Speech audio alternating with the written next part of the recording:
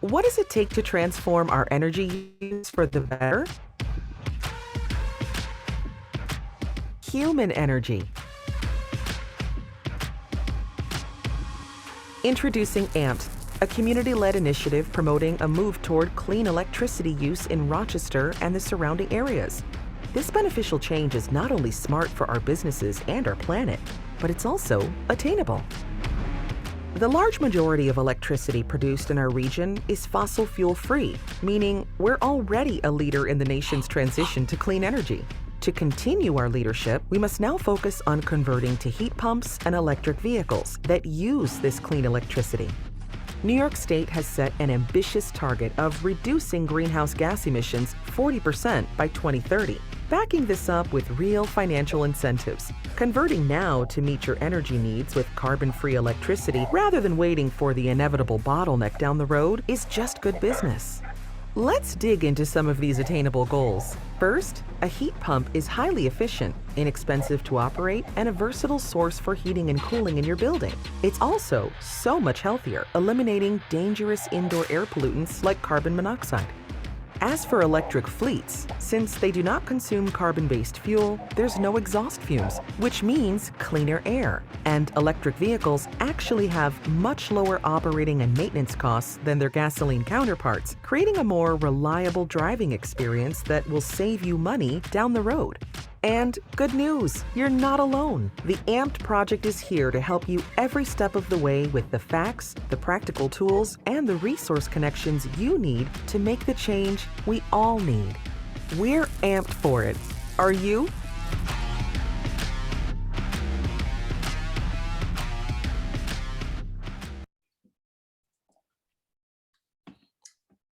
Thanks everyone who's joined so far. We're really excited to have you today. We're about to get started with this month's Get Amped webinar. The topic for this month is workplace charging, and we're really excited to have a couple industry professionals with us today to really help you start on your organization's journey, find out more resources that are available, and really learn what it would take to get started. So really excited to have everyone. Please feel free to kind of chat, comment in the chat. We are going to do a Q&A towards the end of the presentation. So if you can use the Q&A feature, that helps us get to your questions a little easier. And at the very end, we're going to send out a link to a really short survey. Love to get your feedback to keep making these sessions more useful. So I'm going to try to switch sides without starting the video. Let's see. Again. So our agenda for today, I'm going to introduce our two panelists, talk a little bit about what you'll learn, including kind of what is AMPED, what can we do for you, what's the market like for electric vehicles today, give you some of those essentials to help in the decision-making process around workplace charging, talk about incentives, and share some stories from early adopters who've really put this into practice and can share what they've learned. We'll leave that time for the Q&A. And then we'll talk about some next steps. So really happy to introduce our two presenters. We will have David Keefe from the Greater Rochester Clean Cities and Mike Waller from Rochester Regional Health. And this gives you a really balanced view of industry professionals who can talk about all of the nitty-gritty details on the technology, kind of the overall scene for workplace charging. And Mike, who's done it, who's put it into practice and can share a little bit about what it's been like for Rochester Regional Health. Walking away from this webinar, our goals for you are that you're a little bit more familiar with the technology options that help you itemize, what would it look like? What would the decision-making process look like to install EV charging at my workplace? Learn a little bit about best practices. So it might seem daunting to think about the operationalizing portion. How will people actually manage the charging once it's in place? Talk about benefits to both the organization and employees. It's such a tough hiring market out there right now. It's a tough retention market, and EV charging can really be a differentiator and show your values. We're going to talk about current incentives and kind of the landscape and how those incentives function so that you can plan for the future. So what is AMPED? AMP's purpose is to mitigate the impacts of climate change by reducing carbon pollution caused by fossil fuels through the promotion of beneficial electrification in the Genesee Finger Lakes area. So this is our 9-county region. We're hyper-focused on being local, but taking these principles at a national level and sharing resources and educating around these concepts, making it easier for organizations to make this transition. Big thank you to our 3 funders. So that's Climate Solutions Accelerator, the Greater Rochester Clean Cities, and the city, and also to the steering committee members and our creative partners who've really been the boots on the ground to make all this possible. They're from a bunch of different business sectors, nonprofits, municipalities, and for-profits, and lending their perspective to try to move this forward. So I'm going to hand it off to, sorry, I skipped one slide. I'm going to hand it off to David now, and his first section is going to be on the EV market and kind of what you need to know there. Thank you, Sarah, and welcome everybody. Thanks for your interest in this topic. Before I get going, I think I want to point out that you know, this whole movement for electric vehicles and electric charging has really taken off. Workplace charging is just one of several types of workplace or charging that exist. You know, you have charging at home, you have public charging at places like retail and restaurants and so on, and then you have charging for travel, or you'd have it along interstates and the thruway and so forth. But workplace charging is really kind of one of the next steps to really push this along, because people who have electric vehicles want to have the ability to charge them at work, maybe to extend their range for a variety of reasons. So these electric vehicles in the U.S., this has really grown rapidly. I can go back to about 2009 or so, 2009, and there were no electric vehicles available to buy. They were out there, but they were in other markets. And here we fast forward to several thousand vehicles in our region now. It shows the trend of national vehicles in the U.S. You can see that curve goes up dramatically from 2011 to 2019, and the sales for forecast for sales. So I'm going to couple of technical terms here. A BEV is a battery electric vehicle, and this is a vehicle that operates solely on a battery. It plugs in and it runs all on electric. An example of that would be a Tesla or a Chevy Bolt.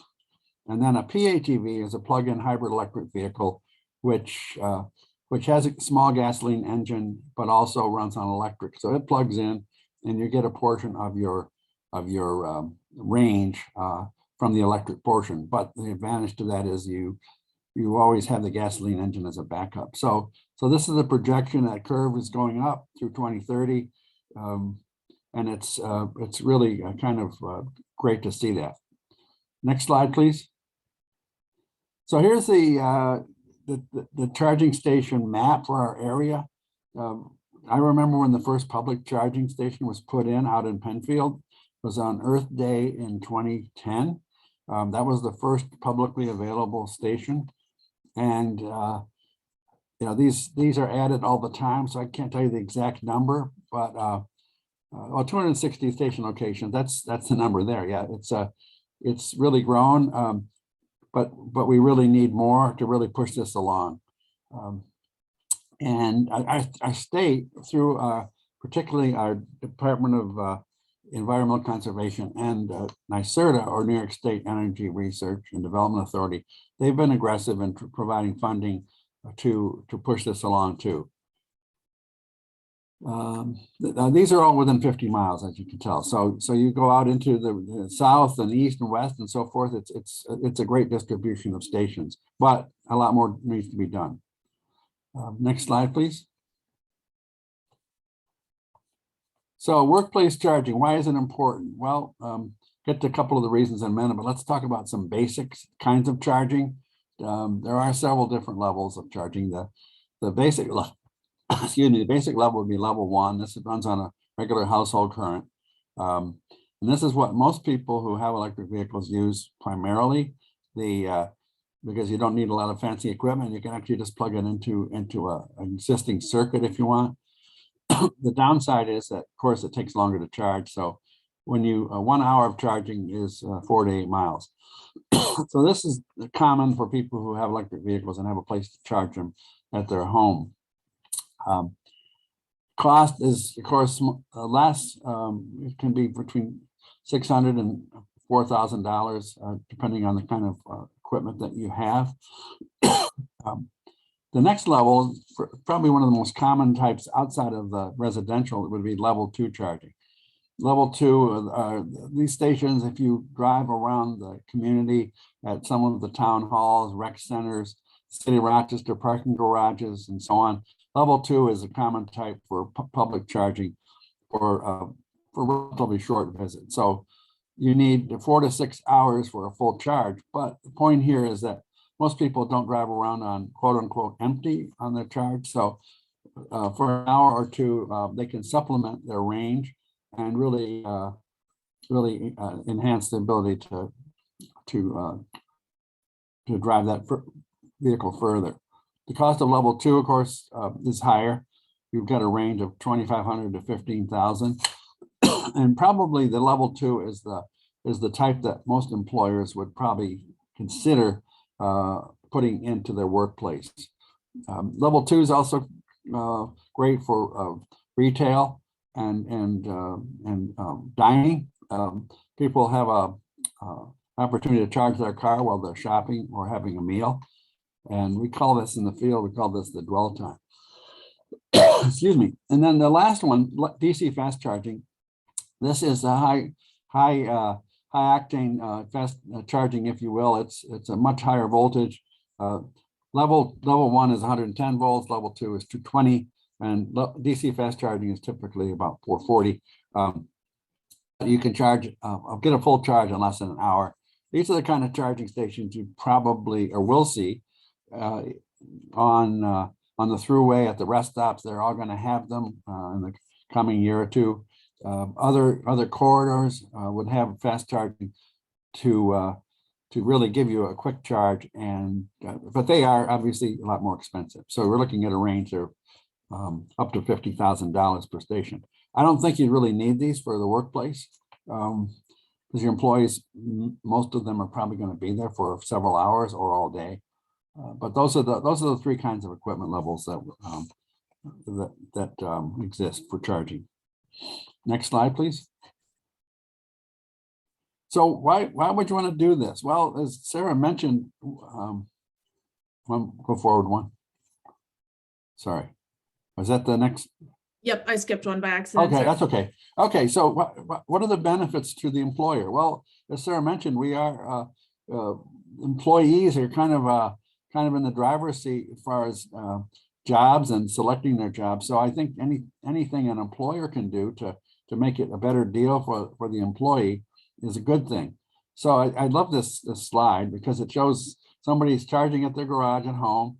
They go to work, are charging all day, and then they can go on and do other things. They don't have to. Most people have these electric vehicles are pretty sure that they can charge overnight at their house, go to work, come back from work to their house and be okay. But let's say you wanted to go shopping afterwards. There's Wegmans or other institutions, things you want to do, go to your kid's soccer game in another town. So the workplace charging just gives you that extra boost, and it makes it more desirable for employees to own EVs. So we're back in the garage again at the end of the night. So some of the things you should think about, making the investment in this equipment. We're going to talk about a tool you can use later on in the presentation, but making the investment, you will need some expertise, some technical advice on this. There's all kinds of hardware out there, different priced units, even at the same levels of level 2, different units.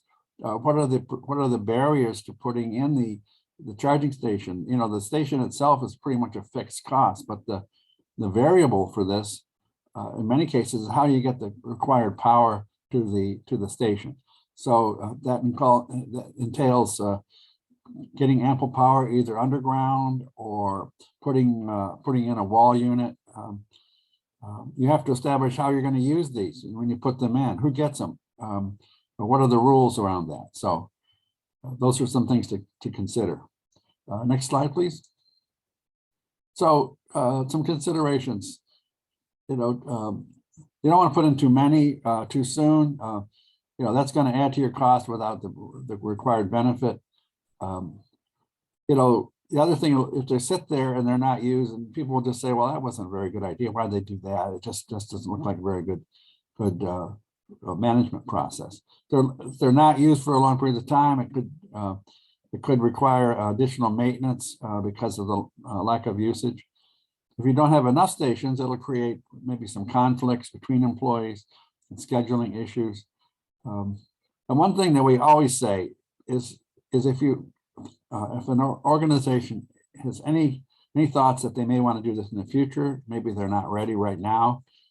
It's not the time to do it, but if you're doing anything with your parking areas or your grounds, put in conduit. It's really cheap to put in conduit. It can be used later to install and to finish a charging installation.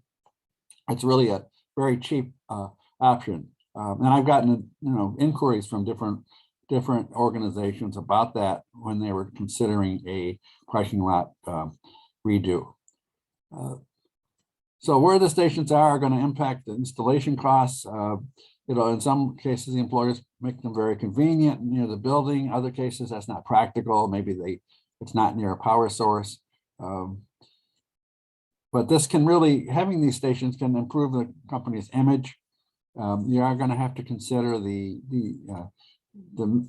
parking lot management. I have there's one retail store out in Victor.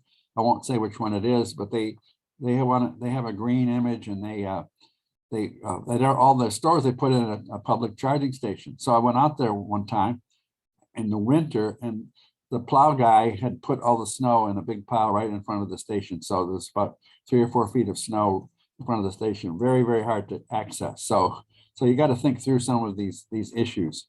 And then there's the ADA, or American Disabilities Act considerations. They need to be accessible for those with disabilities. Next slide, please. So best practices. There are all kinds of things to consider.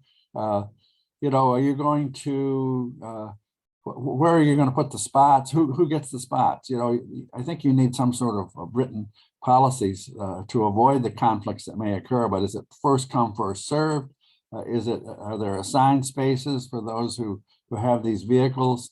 We have this concept called charging etiquette. How long can you charge? Somebody comes in to work at 8 o'clock in the morning, and they have half a charge, and by 11 o'clock or noon, their car's fully charged. Is it reasonable to have them move their car so another employee can limit or can use it? Maybe you want to put a 4-hour limit on it, or do it by shift. I think one of the benefits is that somebody who has an EV and can pretty much know where they're going to be able to park that vehicle while they're charging, which is a big plus. Protocols. I mean, is it okay to unplug somebody's vehicle from the charger when it's stopped charging? That's just sitting there. What's the proper etiquette for that?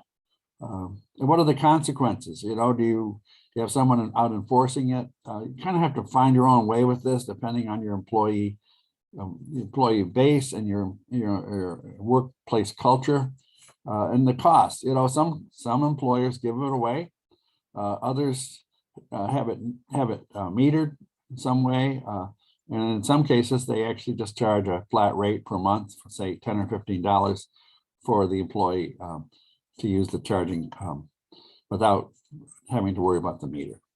And then signage, there's signage there, the different rules about it, electric vehicle charging.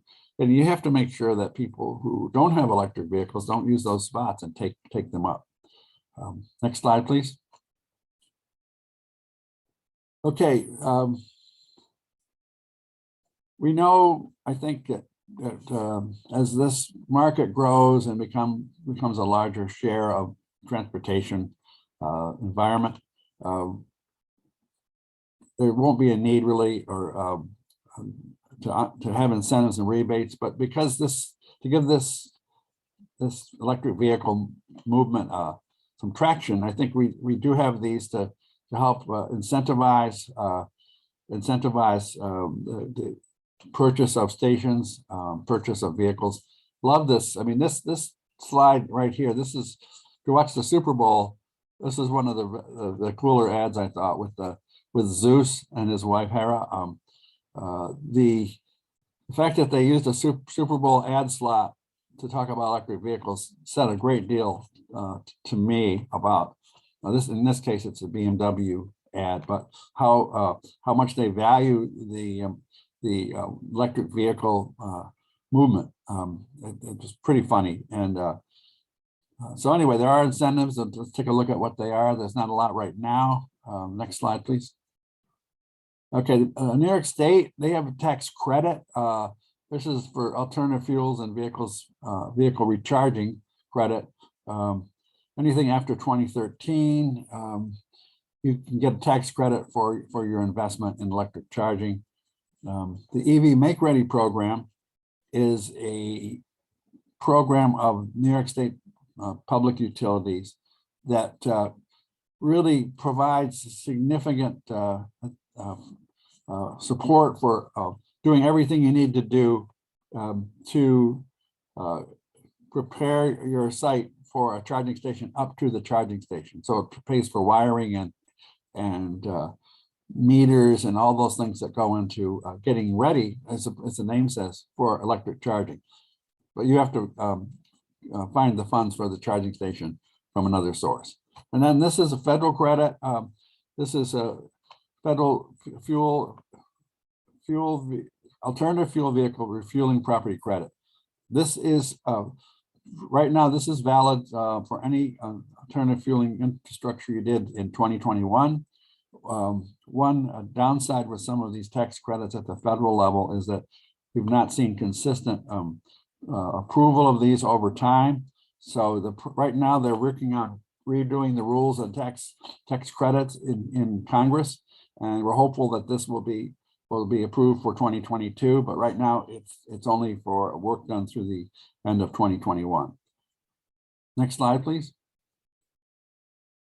So this gives a little chart about how this Make Ready program would work, the different types of charging, what it'll do if it's a public station, it's up to 90%. Well, you can read it there, but it just shows the different types and the level of assistance for public versus non-public lots, disadvantaged communities, and then the different kinds of plugs depending on the vehicles that are used.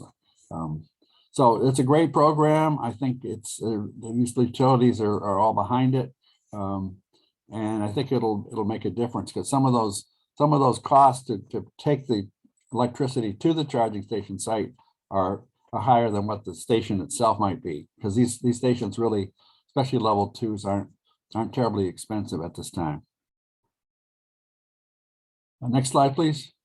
So the bipartisan infrastructure law, or the BIL 2021, this legislation was huge scope. But one of the things that it really did was develop this or support the future of electric vehicle infrastructure. So this is a couple different types of sections of the law.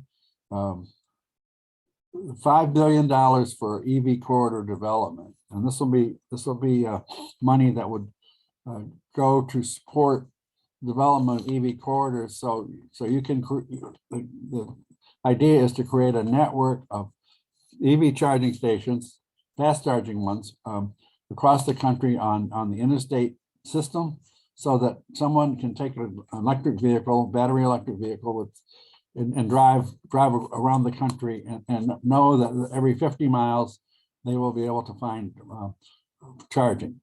So this is part of that network has already been built out, but this will this will provide for that.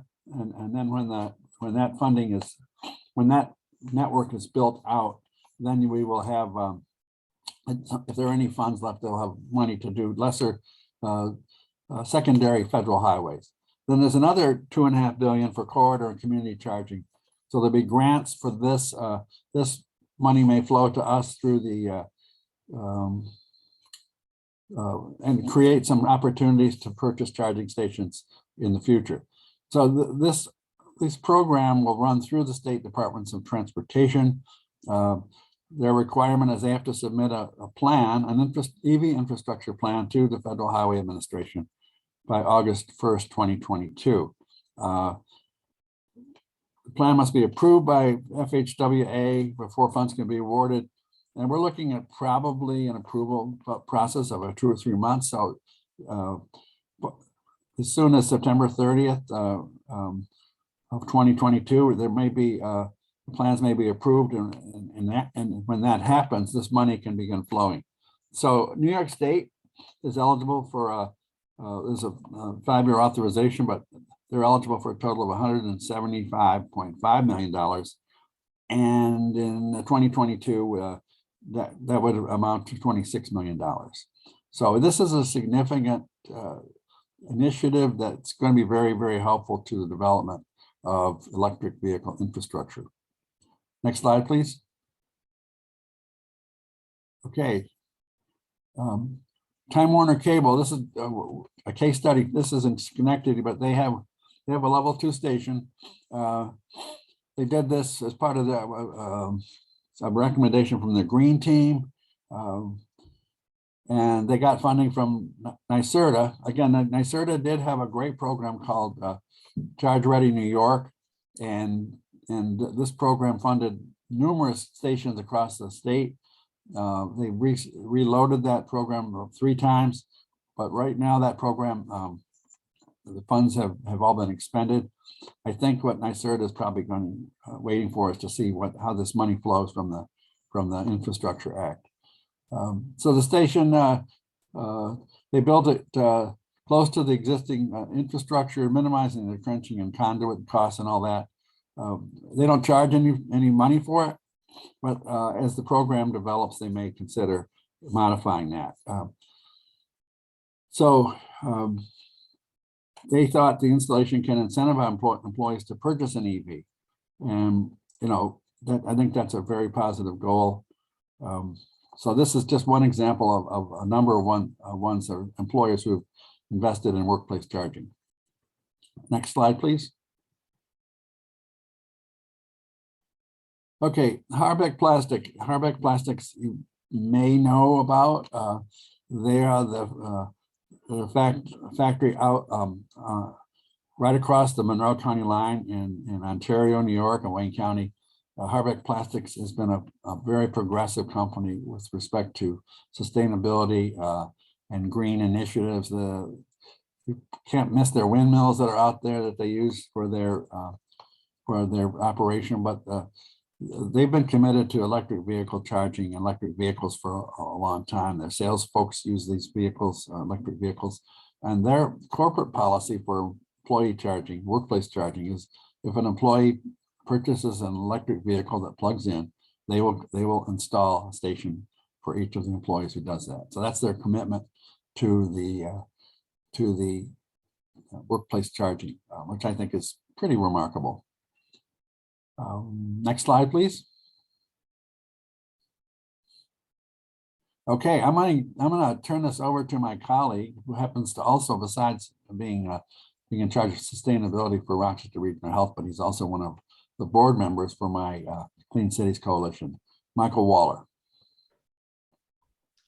All right, thanks, David. Can you guys hear me? I see my face now, so hopefully you guys can see me too. But you can hear me, right? Yep, we can hear you. Yep. Okay, thank you. So great to be here, and Dave, thanks for that great overview. I want to talk specifically about what we did, why we did it, how we did it, and some of the pros and cons, some of the things we learned that I would change But I'd say overall, most of the things we did, largely went pretty well. So we installed. This is a little outdated. We have 96 ports currently. We did 6 more just in the past year at all of our hospitals and several other locations. So I think we have 9, maybe 10 different locations within our health system that have charging stations at. They're mostly dual port stations. I don't know the total number of stations, but there are a few singles. And the main reason that we did this was we had a lot of internal folks requesting that we install these stations at some of our locations. So this was back in 2015, 2016, we had these people making a lot of requests for these stations. So that was one driver. Even at that time, the cost was a little too high for what we were willing to spend to, provide stations for the very limited number of drivers, EV drivers at those locations. So we did wait a little bit after that. But kind of like Dave mentioned, we install these to align with our focus on sustainability efforts and supporting environmental efforts. And so, a few years after that, New York State came out with a lot of incentive programs. And so we really wanted to jump on those to take advantage of them. So how we identified where to install them, we sent out a survey to our entire organization for people to respond back, and we just asked them, do you have an electric vehicle, or do you plan to buy an electric vehicle, and some other questions about that. And that's how we first really identified where to install the stations. And our goal at that time was really to install stations where people had electric vehicles or mentioned they were strongly considering to get one, and just to minimize the costs as much as possible. And as a result of that, there are some places where they probably weren't the best locations to install them in, but we basically paid no money out of pocket. So we didn't care as much, but I might have done things a little bit differently with the knowledge I know. So for example, one of the buildings where we put a lot of stations at, it was essentially no cost. They're not really that well used because we put them in the back of the building rather than in the front. And we put them there because really to minimize the cost, there's 2 things you want to do. You want to minimize the distance between where the station is installed and where the power is coming from. And you want to avoid cutting through asphalt, concrete, or any kind of sidewalks. Sometimes there's no way to get around that, but if you can minimize that's the best way to minimize cost to install these is doing those 2 things. And so for that location, they were in the back. It was right next to the power that was going to be used to feed those stations. That's why we put them there. And then, some of our locations, because of COVID, were, all the employees there, are now working from home. And so they don't really use them any longer. That was unforeseeable at that time. But after we installed that first round, a lot of employees at other buildings came out and said, hey, we would really like charging stations. And so that kind of led to us installing them at other locations. And so when we installed them, we wanted to provide stations for both the public and staff, but overall, the majority of use comes from the staff. We actually have some employees like in IT that go all over our health system, all over the Rochester area and in the Finger Lakes region. And they really appreciate the fact that we have stations, all the way in the west and the east. For when those that have electric vehicles, they don't have to worry about charging up. They know they can plug in at work. And after installing these stations, we've had quite a few people tell me personally that they went and bought an electric vehicle, sometimes just within a few months of the station being installed, because there's now a station at their workplace. Actually, there's a lot of those stories, and the majority of them, I'd say, really within a year or two, they went out and got an electric vehicle, and that was the main driver that they said to me. Some people, they saw the stations and they felt guilty by driving, a giant gas guzzling vehicle, and so that constant reminder whenever they come in and park led them to get an electric vehicle. After we did install them, we did have some naysayers because it took up in some locations prime parking, but there were very few, and I could count on one hand across the entire organization how many people complained, and that stopped after like a month.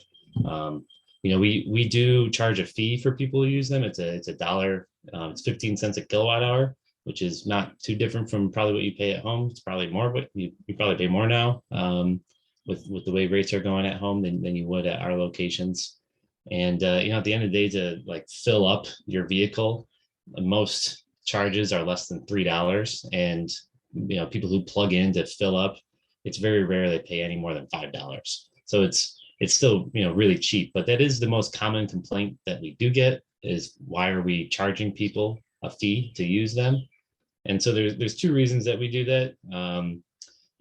It's changed a little bit today, but a few years back, EVs were still largely a premium vehicle, and we did not want to be seen as supplementing certain employees' commuting costs and not others, especially since those perceived or those who might get an electric vehicle are typically in the wage bands where they're perceived to already get more benefits than others. So we wanted to avoid that perception with all our employees, and we also really wanted to make sure that it's a cost neutral program. And so these fees we charge offset our electric costs. You also have to pay subscription fees if we use charge point stations, and they charge a subscription fee if you want people to be able to unlock the the station from their phone or with a key card. And then there are some maintenance fees. We haven't really experienced much maintenance at all, but in a couple of years we imagine there will be some.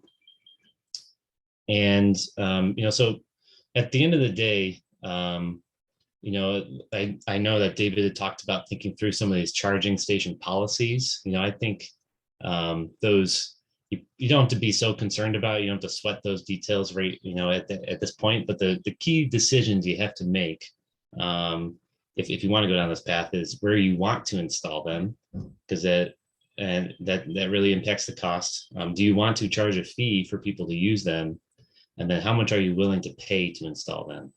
And I think if you can come to an answer on those three questions, you can move forward pretty quickly once you have an answer for all of those. So I'll stop there. I know we have a case study, and a lot of the information I said is in that case study that I believe is on the AMPED website. So feel free to ask any questions. I'll hand it off to whoever's next now. Thank you so much. Yeah, it is on the AMPED website. There's a full case study that kind of walks through these details. So we'll definitely point you in that direction. I will take you over to really some like follow-up resources. Where are other places that you can get information and tools? So the first one actually will come from us. You'll get an email after this webinar, and we'll just send you this as an example. It's a survey. It's an example of a survey going out to employees to really gauge that interest and appetite for EV charging at your work site. That was something Michael mentioned, as you really want to understand what do employees want, what will perceptions be? Do you have kind of a company culture that would really support this? Next, we have a couple really good links that go to guidebooks or handbooks for employers contemplating workplace charging. So from a couple different sources, but they're pretty detailed and great resources there. AMPED website, like we said, has these case studies. We have resources on EV fleets for your organization, going electric with building technology and this charging station infrastructure.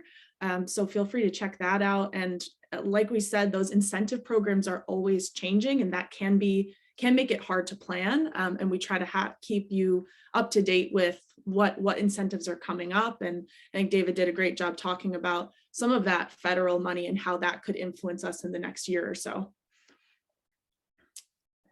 I think there's one more. When we think about next steps, there's really three things that we want to send you away to do. One of them is to follow AMPED on LinkedIn and Facebook. That's where we're going to host or promote a lot of events, not just ours, but other events in the community that might be of interest.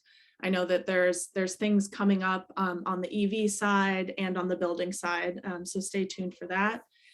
The ampedproject.org, there's just tons of information if you're getting started or if you want to figure out who to get in touch with for next steps. And then our very own David Keefe at Greater Rochester Clean Cities would love to kind of have that next conversation specific to your organization about what it might look like to move forward. So I think I will put both of these emails in the chat right now, but you feel free to reach out. The next Get Amped webinar is on May 18th, same time, same Zoom place, unfortunately, but the topic will be on district heat pumps. So really understanding how one heat pump system can feed multiple buildings and the efficiencies there. So, and I'm sorry, we keep jumping slides, but I think I might have skipped over the Q&A slide itself, but I would love to open it up for questions. We got a couple in through the chat, so I'll start there. But if anyone has questions late in the game, please feel free to funnel them our way. So I'll give you just 1 second to think of any final questions, and then we'll get started. So the first one, which probably I'm thinking for you, David, is how many different plug types are there? How would one select a specific charger manufacturer, deciding between brands? Do you have any thoughts on that? Yes, it's a good question. There are several different plug types.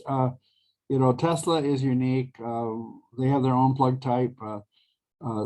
Fortunately for Tesla drivers, they have an adapter so they can use other stations that are non-Tesla stations.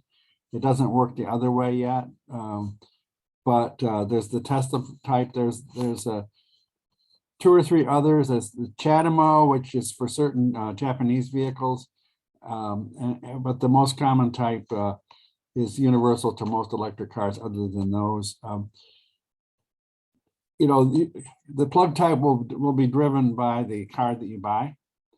But as far as selecting a charging station, I mean, there's all kinds of makes out there. One thing I didn't mention is that many of these stations are networked to some central location. So if you wanted to use a company like ChargePoint, for example, you could put in ChargePoint stations, and your employees would have a ChargePoint account and a fob, and all of the payment would be dealt through ChargePoint. So you'd put the station in, you'd pay a hosting fee, but the payment would be done through a third party. That's one option. There's so many stations out there. I guess I can't begin to really talk about them in particular. It's almost like talking about refrigerators. There are a lot of them. So I think you want to consult if you wanted to. We do have a board member who sells these stations, and he sells almost all the brands out there. So I think if you're interested in finding out more specifics about the stations, you could contact me. Yeah, and I'll add to that too. There like David said, there's really one type that works for 99% of the vehicles that people are driving. So that's and then there are a ton of stations like refrigerators for that one type of charging port. But when it comes to picking which station you want to use, I think that the key question is, do you want to charge a fee for them to be used? That's the first key question. If the answer is no, then very simple station type that's probably pretty low cost is the way to go. And I would find a reputable brand and just pick the cheapest one is what I would recommend.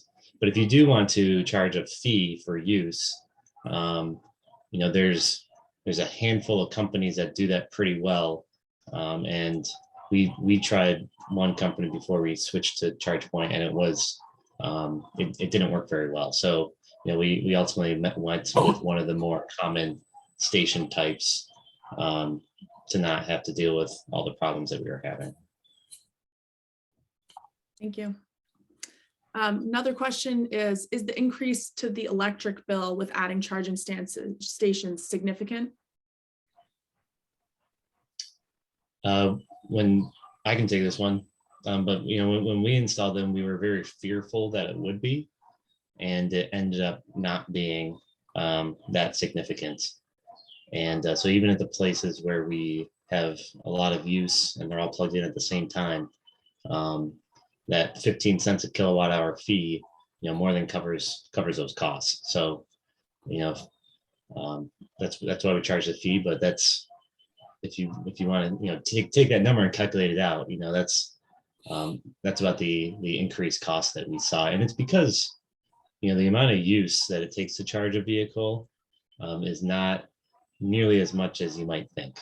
The batteries aren't really that big, and for a kilowatt hour, it only costs, most of our locations, it only costs us 8 cents, per kilowatt hour. And so to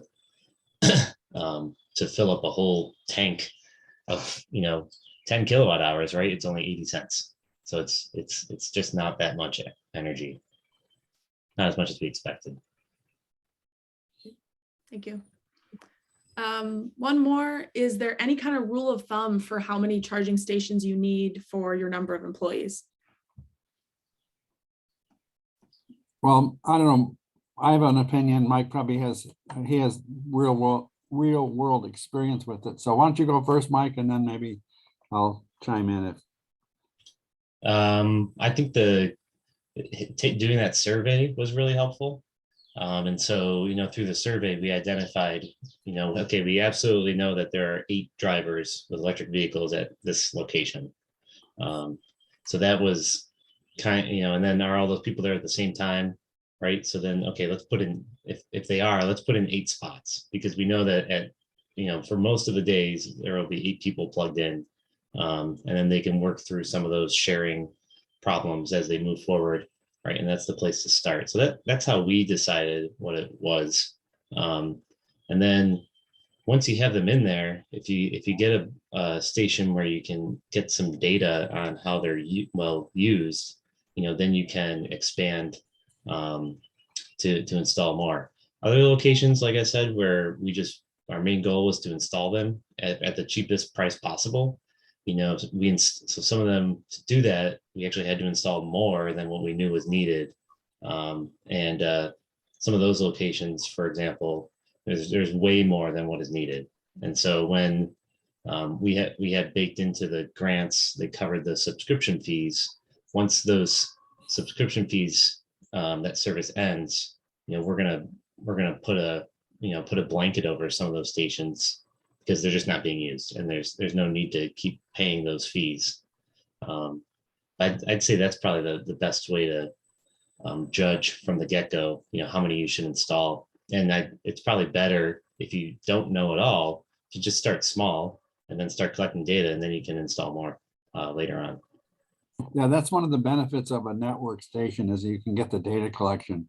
The city of Rochester got a big NYSERDA grant a few years ago, and they put in 24 stations at city locations, primarily in the parking garages. But they, because they were networked, they knew which stations got a lot of use, which ones didn't get much use. I mean, it's one of the big advantages, besides cost control or cost providing for the cost. It gives you a lot of data with these network systems.